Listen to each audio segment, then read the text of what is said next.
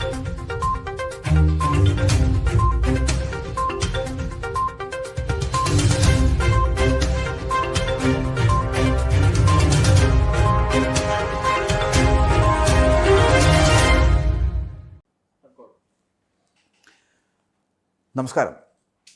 എല്ലാ മാന്യ പ്രേക്ഷകർക്കും ആനന്ദ് ന്യൂസിലേക്ക് സ്വാഗതം. പരസ്യ പ്രതികരണം പാടില്ലെന്ന CPM നിർദ്ദേശം ലംഘിച്ചുകൊണ്ട് വാർത്താസമ്മേളനം നടത്തിയ PV അൻവറിനെ ഇടതുപക്ഷ നിയമസഭാ കക്ഷിയിൽ നിന്ന് പുറത്താക്കുകയാണ്. ഇടത് MLAയുടെ പരിഗണന ഇനി അൻവറിന് നൽകേണ്ടതില്ല എന്നാണ് CPM തീരുമാനമെടുത്തിരിക്കുന്നത്. ഇക്കാര്യം ഘടകകക്ഷികളെ അടക്കം അറിയിക്കും. അൻവറിൻ്റെ സ്ഥാനം പ്രതിപക്ഷത്താണ് എന്ന് നിയമസഭാ സ്പീക്കറെയും അറിയിക്കാൻ പോവുകയാണ്. ഇടത് നിയമസഭാ കക്ഷി യോഗത്തിൽ അൻവറിനെ ഇനി വിളിക്കുകയുമില്ല. മുഖ്യമന്ത്രി പിണറായി വിജയനെതിരെ പരിഹാസച്ചിരി ഉയർത്തിയ അൻവറിനെതിരെ CPM നേതൃത്വം കടുത്ത അമർഷത്തിലാണ് എന്ന് വേണമെങ്കിൽ പറയാം. CPM സംസ്ഥാന സെക്രട്ടറി MV ഗോവിന്ദനെയും അൻവർ നിശ്ചിതമായി വിമർശിക്കുകയും ചെയ്തു. വിശ്വാസങ്ങൾക്കും വിധേയത്വത്തിനും താൽക്കാലികതയ്ക്കും അപ്പുറം ഓരോ മനുഷ്യനിലുമുള്ള ഒന്നാണ് ആത്മാഭിമാനം. അതിത്തിരി കൂടുതലുണ്ട്. നീതിയില്ലെങ്കിൽ നീ തീയാവുക എന്നാണല്ലോ എന്ന് പറഞ്ഞുകൊണ്ട് കഴിഞ്ഞ ദിവസം മാധ്യമങ്ങളെ കാണുമെന്ന് പറഞ്ഞൊരു പോസ്റ്റ് ഇട്ടിരുന്നു, ഒരു ഫേസ്ബുക്ക് പോസ്റ്റ്. ഇതിനുശേഷം CPM കേന്ദ്രങ്ങൾ പലതരത്തിൽ അൻവറിനെ ബന്ധപ്പെട്ടിരുന്നു. ഇങ്ങനെ ഈ ഫേസ്ബുക്കിലൂടെ ഇത്തരത്തിലൊരു പോസ്റ്റ് ഇട്ടതിന് ശേഷം, അതായത് മാധ്യമങ്ങളെ കാണാൻ പോകുന്നു 4:30 എന്ന് പറഞ്ഞതിന് ശേഷം കഴിഞ്ഞ ദിവസം വൈകുന്നേരം. പക്ഷേ ഇതുമായി മുമ്പോട്ട് പോകാൻ തന്നെയായിരുന്നു അൻവറിൻ്റെ തീരുമാനം. വാർത്താസമ്മേളനത്തിൽ അല്ലെങ്കിൽ ആ വാർത്താസമ്മേളനം നടക്കുന്ന സ്ഥലത്ത് CPMൻ്റെ പ്രാദേശിക നേതാക്കൾ അടക്കം എത്തിച്ചേർന്നു. എന്നാൽ കടന്നാക്രമണം നടത്താൻ തന്നെയായിരുന്നു അൻവറിൻ്റെ തീരുമാനം എന്ന് പറയാൻ.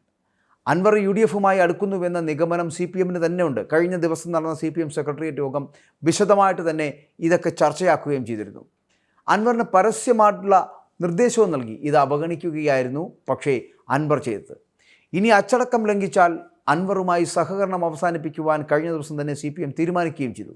വെറും പുകമറയാണ് അൻവർ സൃഷ്ടിക്കുന്നത് എന്നും സ്വർണ്ണക്കടത്തിലെ പ്രശ്നങ്ങളാണ് എല്ലാത്തിനും കാരണമെന്നും CPM വിലയിരുത്തുകയും ചെയ്തു. ഇത് ശരിവയ്ക്കും വിധം സ്വർണ്ണക്കടത്ത് കാരിയർമാരുടെ വീഡിയോ അടക്കം പുറത്തുവിട്ടാണ് അൻവർ നിലമ്പൂരിൽ പത്രസമ്മേളനം നടത്തിയത് എന്നുള്ളത് ശ്രദ്ധേയമായി. പാർട്ടിയെയും വെല്ലുവിളിച്ച് പാർട്ടിക്ക് കൊടുത്ത വിലക്ക് ലംഘിക്കുകയാണോ എന്നും പറഞ്ഞു. ഇതോടെ ഇടതച്ചടക്കം ലംഘിക്കുകയാണ് എന്ന് അൻവർ തന്നെ പരസ്യമായി സമ്മതിക്കുകയും ചെയ്തു.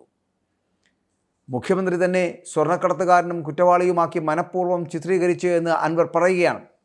എന്നാൽ പാർട്ടി അത് തിരുത്തുമെന്ന് കരുതിയെങ്കിലും അതുപോലും ഉണ്ടായില്ല. പാർട്ടിയുടെ അഭ്യർത്ഥന മാനിച്ചുകൊണ്ട് പരസ്യ പ്രസ്താവന ഒഴിവാക്കിയതായിരുന്നു.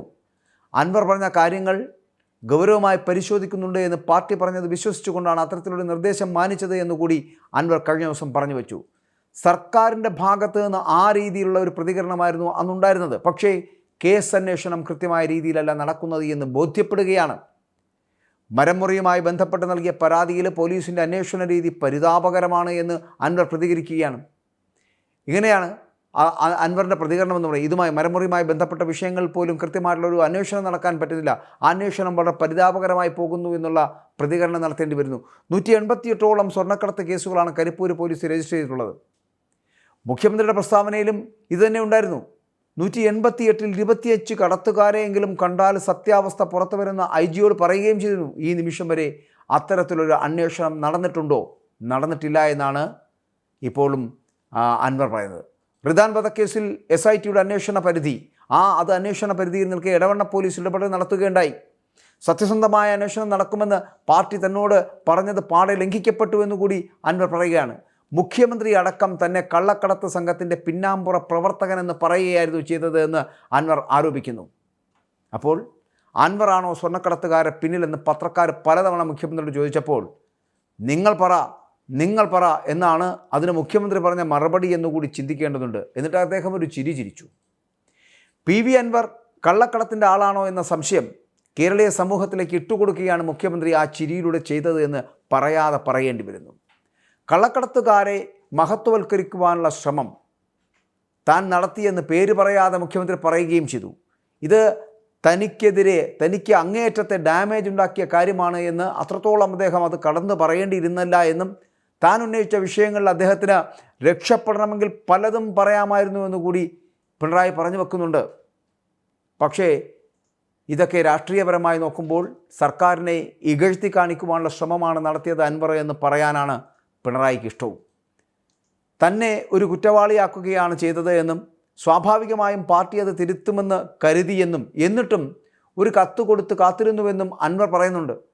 തൻ്റെ പ്രതീക്ഷ മുഴുവൻ ഈ പാർട്ടിയിലായിരുന്നു. താൻ നൽകിയ പരാതിയിൽ ഞങ്ങളൊന്ന് അന്വേഷിക്കട്ടെ എന്ന് അദ്ദേഹം പറയുമെന്ന് കരുതിയെന്നും 8 വർഷമായല്ല ഞാൻ ഈ പാർട്ടിക്കൊപ്പം നിൽക്കുന്നത്, അത് പാർട്ടിക്ക് തെറ്റിയ കണക്കാണ്. DIC തിരിച്ച് കോൺഗ്രസ്സിൽ പോയത് മുതൽ താൻ CPM-നൊപ്പമാണ്. കേരളത്തിൽ ഏറ്റവും സാധാരണക്കാരന് മനസ്സിലാകുന്ന തരത്തിലാണ് താൻ പരാതി നൽകിയിട്ടുള്ളത് എന്നും, എന്നിട്ട് പത്രക്കാർ ചോദിച്ചപ്പോൾ പറഞ്ഞത് താനും ശശിയും 40 വർഷത്തെ രാഷ്ട്രീയ ബന്ധമുള്ള ആളുകളാണ് എന്ന് മുഖ്യമന്ത്രി പറഞ്ഞു വെക്കുന്നുണ്ട്. അങ്ങനെ എല്ലാ അർത്ഥത്തിലും മുഖ്യമന്ത്രിയെ കളിയാക്കുകയായിരുന്നു അൻവർ. ഇത് ഇടത് MLA-യുടെ ഭാഗത്ത് നിന്നും ഉണ്ടാകാൻ പാടില്ലാത്ത തരത്തിലുള്ളതാണ് എന്നുള്ള വിലയിരുത്തൽ CPM-നകത്ത് തന്നെ ഉണ്ടാവുകയും ചെയ്തു. അതുകൊണ്ട് തന്നെ CPM എന്ന് പറയപ്പെടുന്ന പാർട്ടിക്കുള്ളിൽ PVN-നുള്ള സ്ഥാനം പടിക്ക് പുറത്ത് തന്നെയാണ് എന്ന് പറയാതിരിക്കുവാൻ കഴിയില്ല. ഇന്ന് ഡൽഹിയിൽ മാധ്യമങ്ങളെ കാണുമ്പോൾ വളരെ കൃത്യമായിട്ടുള്ള കാര്യങ്ങൾ പറയുക തന്നെ ചെയ്യും എന്നുള്ള കാര്യത്തിലും സംശയമില്ല. കാരണം പോളിറ്റ് ബ്യൂറോയ്ക്കും കേന്ദ്ര കമ്മിറ്റി യോഗത്തിനും ശേഷം വളരെ കൃത്യമായിട്ടുള്ള കണക്കുകൾ വ്യക്തമാക്കുവാൻ ശ്രമിക്കുമ്പോൾ അതിനകത്ത് പാർട്ടി തീരുമാനങ്ങൾക്കപ്പുറം അൻവറിനെതിരെ എന്ത് നടപടിയെടുത്തു എന്നുള്ളതിനായിരിക്കും പൂർണ്ണമായിട്ടും ശ്രദ്ധ കേന്ദ്രീകരിക്കുക എന്നുള്ള കാര്യത്തിൽ സംശയമില്ല. പാർട്ടിയുടെ കൃത്യമായിട്ടുള്ള ഇടപെടലുകൾ, കൃത്യമായിട്ടുള്ള തിരുത്തലുകൾ അൻവറിനെതിരെ ഉണ്ടാകുമെന്നുള്ള കാര്യത്തിൽ സംശയമില്ല. അൻവറിനെ ഈ പാർട്ടിയിൽ നിന്ന് പുറത്താക്കുക തന്നെ ചെയ്യും.